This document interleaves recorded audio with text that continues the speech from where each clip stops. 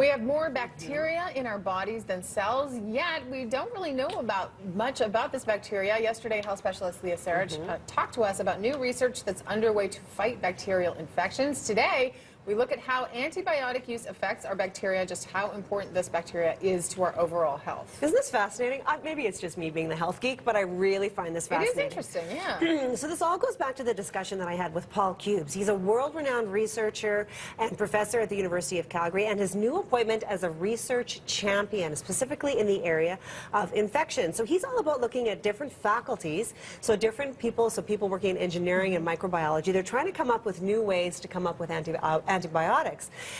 But we have to think about antibiotics and what they do to our bacteria. Right. So specifically our gut bacteria. So what happens is when we take those antibiotics, of course, they wipe out all of the good stuff and the bad stuff. So he says we really need to understand the bacteria in our gut. He says it's actually like finding a brand new organ.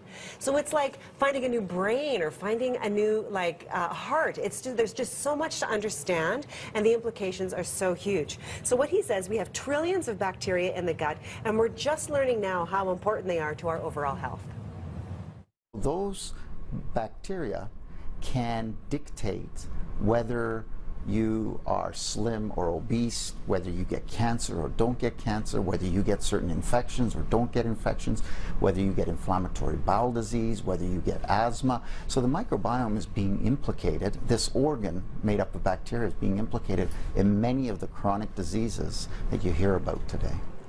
Okay. But of course, what are we doing? We're giving these antibiotics that are now altering that bacteria in the gut, and so that means they're altering the function, so what that gut bacteria is actually doing. So this is what we need to understand. So for example, he says, when we have a newborn, and say we have a newborn that gets an infection, of course we're going to give them antibiotics, but then we don't really know what those antibiotics are doing. So maybe that child will end up with more allergies or more arthritis or more intestinal problems. We just don't know.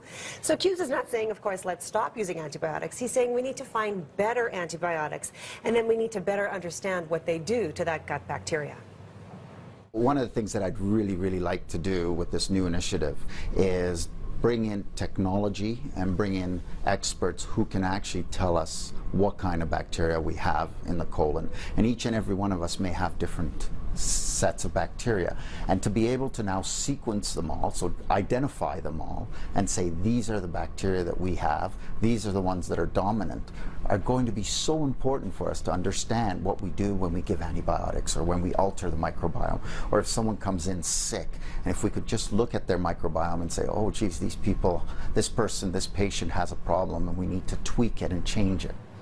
Isn't that fascinating? So let's just think about this for a second. So he says if we can develop the technology to identify and understand this bacteria, this could have wide-reaching implications, because he says we could take that technology and then apply it to bacteria that's elsewhere. You'll remember yesterday I talked about how Cubes was talking with engineers up in the oil sands.